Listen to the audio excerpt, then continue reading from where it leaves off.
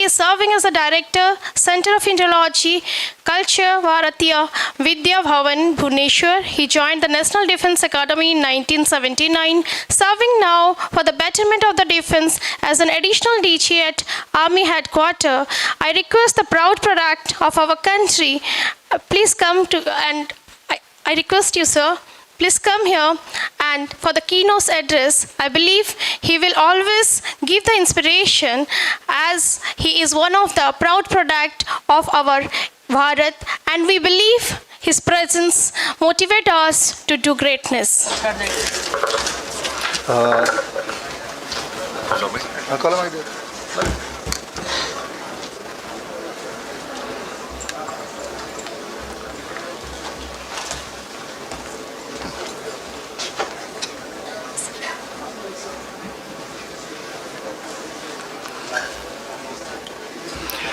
Good afternoon, everybody. It's a delight for me to come and speak to you all. You guys are all science and technology guys.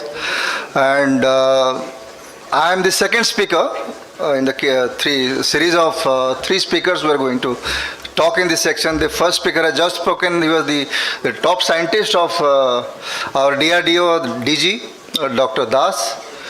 And who follows me is the additional director of the ITR at Balasore. So sandwiched between two scientists who are highly skilled, who have got decades of experience in research and development and who talk technology. Sandwiched between them, you take me as a commercial break. Commercial break because my formal education is till 11th class. I joined the National Defence Academy as a 16-year-old, and at 21 I went to the Air Force Academy to become a pilot. So I'm not full of the technological jargon which you have just heard, I think about past 45-50 minutes, and what you're going to listen hereafter. So instead what I'm going to do is kind of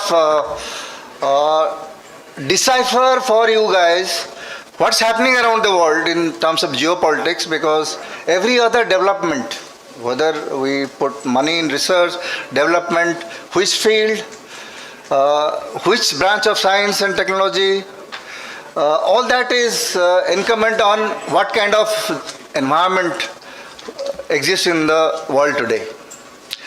Dr. Das spoke about the Ukraine war, he mentioned it. So let me start with the Ukraine war. 10 days from now, 22nd February, the war will complete 4 years. There are other people who think that 22nd February 2026, the war will finish 12 years.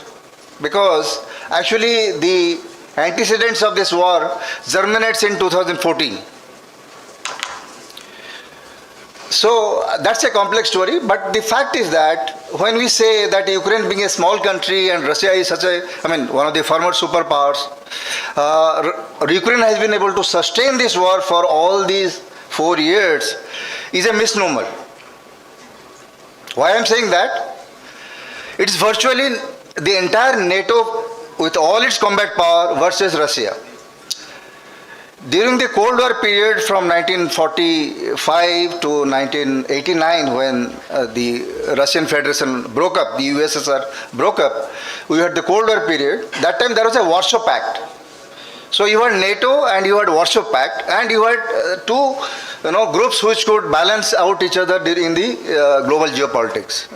The Soviet Union broke away into 16 countries. The Warsaw Pact dissolved itself, and NATO kept expanding from 14 countries at that time, 14 members at that time in 1989 to about 32 countries today. All these 32 countries, and specifically I am talking about the United States, have put all their combat power, all their power of technology, all their power of intelligence, all their power of economics to defeat Russia. The fact remains that today Russians have been able to overcome absolute sanctions which have been imposed. This kind of sanctions, more than 32,000 bits of sanctions have been imposed over the last 4 years. Yet, Russian economy is growing. One of the outcomes of this Ukraine war, which many of us do not take note of, is the demise of petrodollar. How it has happened? The moment the war broke out, the West, the US-led West, decided that we will impound about 300 billions of reserves, the foreign exchange reserves, which were held in Western banks. We will impound that and will not give it paid back to the Russians.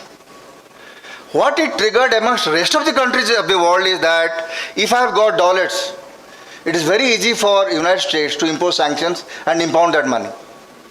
So that was the start point when we started thinking about alternate foreign reserve currencies, alternate means of storing our economic power.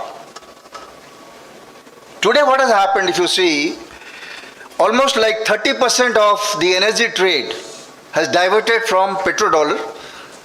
Petrodollar has its own history from 1974 to when the United States and Saudi Arabia entered an agreement in August 74 that the entire global oil trade will be done only in dollars. And that is the only reason why, powered by petrodollar, US is able to print dollars. Most of you, again, I will say your young generation, some of you will be aspiring to go to the West, and specifically to the United States. The green card has been one of the biggest attractions for nearly two generations from the 1960s to date, about 60 years. But let me tell you, the United States and its economy and its American way of life is powered by printed dollars. Imagine a country which can just keep printing uninterrupted and distribute it throughout the world and keep importing. They pay for the import in dollars. They don't generate any economic activity, or they do not hold any commodity. The dollar was separated from the gold standard in 1974 by Nixon.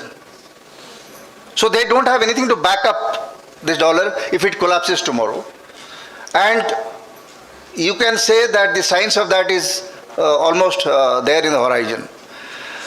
This is 2026.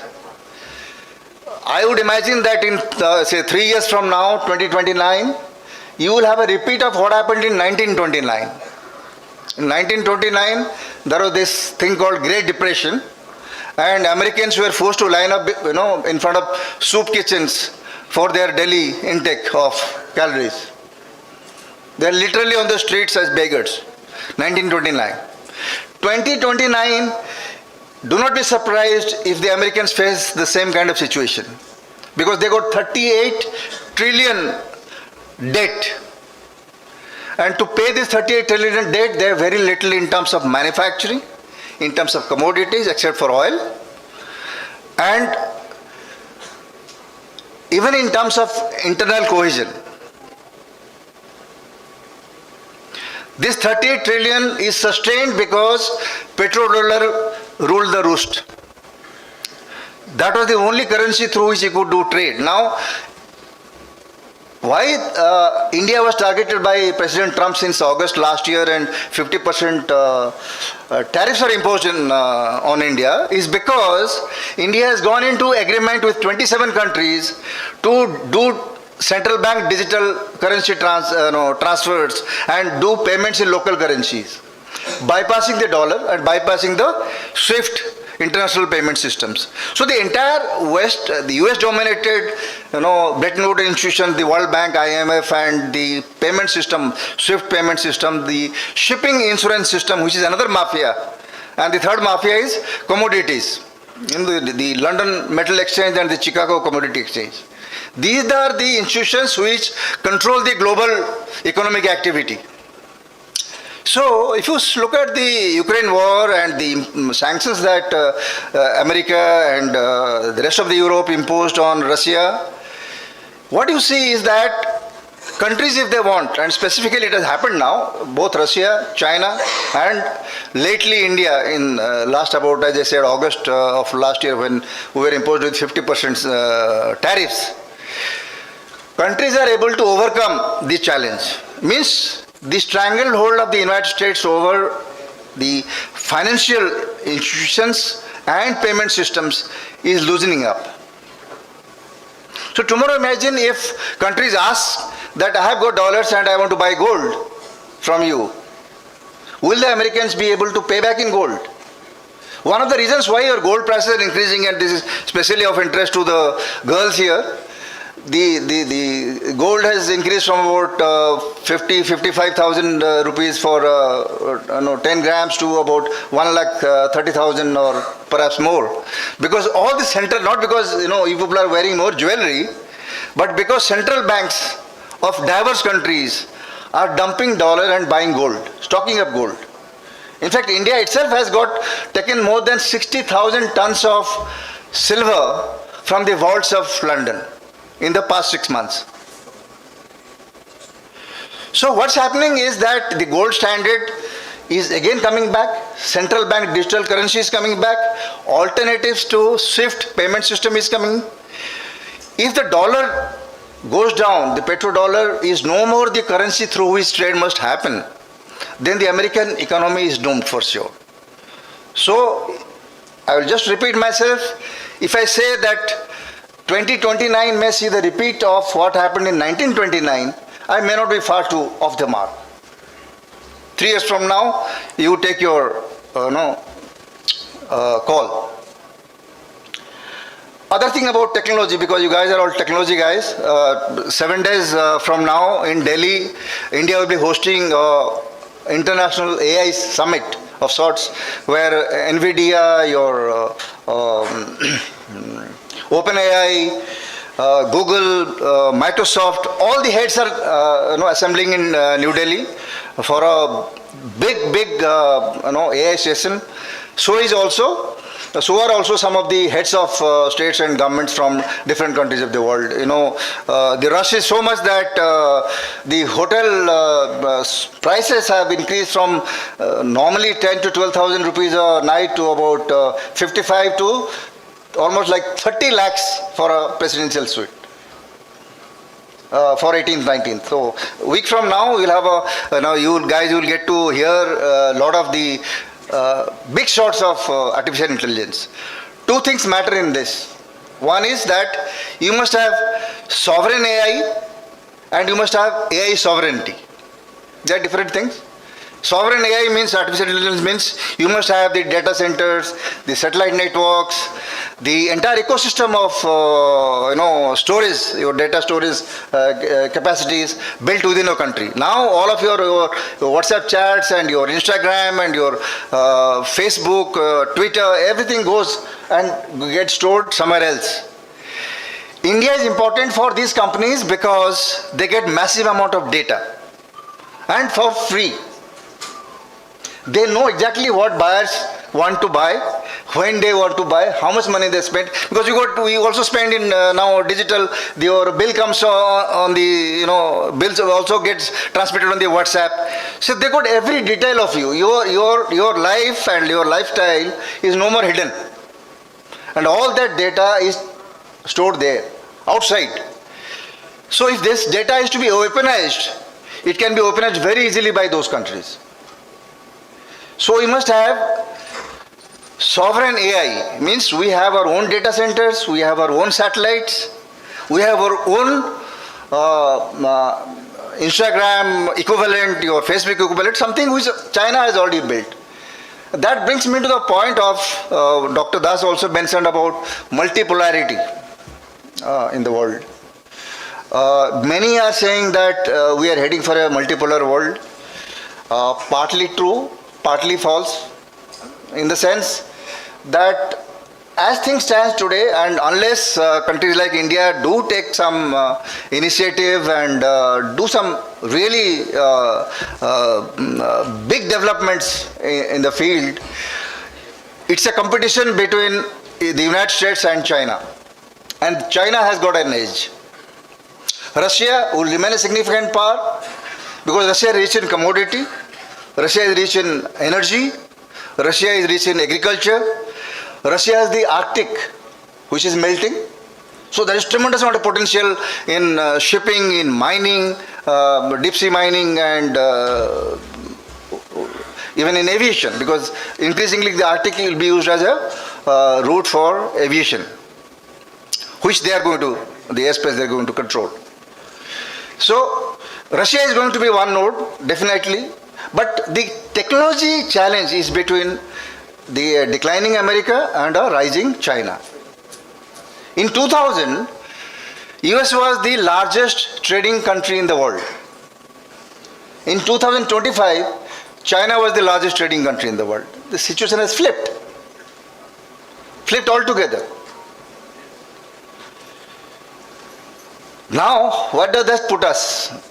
India in this churn that is taking place. The Canadian Prime Minister Mark Carney spoke last month, 19th of January in Davos in the World Economic Forum, and he said the world is changing so rapidly that it will be unrecognizable. The first global leader who admitted, and a Western global leader, who said that the era of American hegemony is over. Now, Mark Carney is a typical, I don't know how many of you know this terminology, American deep state. The deep state is the one which loosely consists of the military-industrial complex, the CIA, the State Department, the pharma, and the oil lobbies. And of course, you can add the Western media to it. So 5-6 of them who constitute the deep state. Mark Carney is a typical product of the deep state because he has been the head of Central Bank of England, and he has also been the head of the Bank of Canada. So typically, the central bankers who sit down periodically in Switzerland, in Basel, which has got the Bank of International Settlements (BIS), which is called as the Bank of Central Banks. So they manipulate the currency flow, the exchange rates, and what have you. So he is a typical product of the deep state, but he is the one who has challenged the deep state today. Now, when he was speaking out, what was India doing?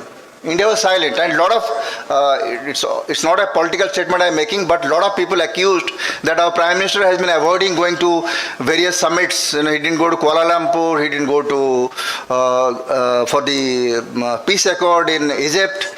He has not gone to the event to address the UN General Assembly. He's avoiding Trump and things like that. It's a good thing he's avoiding Trump, because you should avoid any toxic person. So he's doing a good thing in that sense. And Trump is known to create some real bad photo sessions, like he might pull out Nawaz Sharif from his pocket and make him stand next to him, Prime Minister Modi. So it's a good thing that he has avoided it. But here I want to tell you something else about the realism of India. Dr. Das said, and rightly so, we are the fourth largest economy. $4.19 trillion was the size of our economy last year. We overtook Japan, and I think in a year or so we will be overtaking Germany, and we will become the third largest economy. But to translate into per capita GDP, because that is where you and I matter. In per capita GDP, we are 136 in the world. Sub-Saharan Africa, Sahel region, $2,800 per capita. Neither militarily, technologically, in terms of dominating any particular commodity,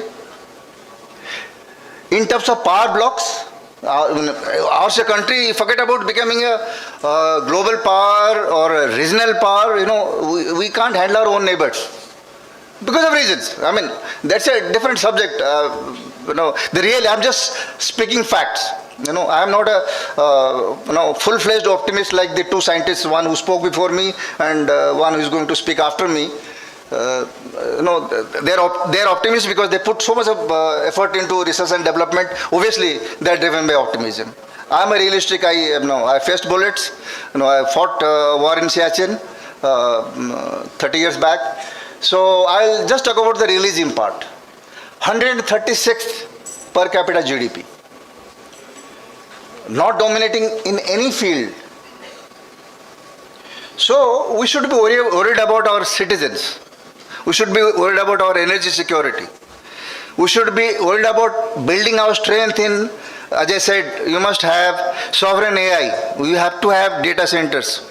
We have to build our own apps, start using our own apps. Aratai was being populated when, Trump imposed sanctions last year, August. But how many of you are actually using Aratai? It's an Indian app. Nobody has switched. Because why? Because of the dominant position of the social media platforms, controlled from United States.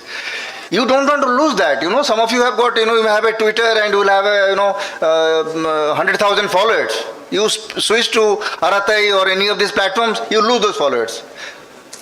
So, because of the dominant position, you tend to cling to this.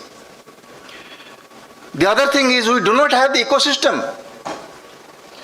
Today, there are only two cars which will survive, two car manufacturers, Tesla and BYD.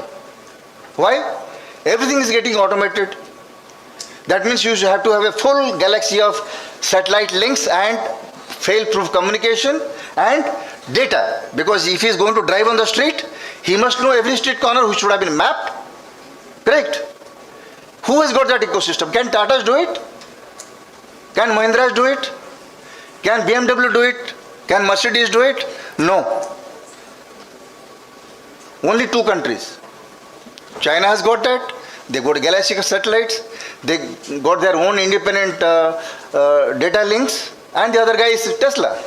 No, when Elon Musk bought Twitter for 44 billion, and people are saying he's a fool, It's not worth, 8-10 billions. Why is he wasting 44 billions? He was not looking at the revenues being generated in Twitter. He was looking at the free flow of data he is going to gather from there and use it for his future projects, which your autonomous car vehicles, your purchases. The moment you start looking for some item, what comes? The prompt. The prompt comes from the data which has been gathered from consumers. Which country has the largest number of consumers? India. That is why India is attractive. That is why these guys are all heading to Delhi 7 days from now. India is where things are going to happen. And they are going to happen in your lifetime. So you have got the largest stake. We just have got memories, you have got dreams. Okay. So you have to focus. You have to focus on how the world is going, where the world is going, and put your energy and effort into technologies, not the ones which now rule the world, but which are going to rule the world. And they're going to dominate so much. AI is not an app. It's not an app. It's not just a simple program. It's a very transformative thing. It may change the entire social order. There have been people like Stephen Hawking who have said that the day we have full-fledged AI deployed, the human society will be beyond recognition. This is something Stephen Hawking said, decades back. And it's all going to happen in your lifetime. I'm not scaring anybody. I'm scared because I'm not a STEM guy. I haven't read. I took arts in my National Defense Academy because it was easy to clear those exams. And I was looking to become a pilot and not a scientist. So it was all right. But for you guys, you have to figure out, discern what's happening, see the pattern, and focus your energy on that. With that, I will come to the end of my talk. I didn't have a presentation. Geopolitics is like this. It's a churn. It's a lot of ambiguity, and you can talk about it and learn a lot, and you will be able to figure out how exactly you would like to see the future of your country. I would like to thank the President of NIST, Dr. Mahapatra, the Vice Chancellor, the organizers, my officers, fellow officers in uniform, and dear students for hearing me out patiently. Thank you very much. Any questions?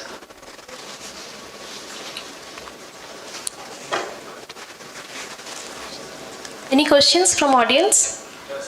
Yes, yes, please. Helps me to understand the geopolitics around the world very simply. I just want to know where is India located within this complex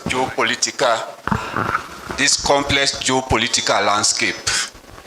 You see India signing trade deal with America, and at the same time, India is forming a group that want to find BRICS. Yes. Yeah.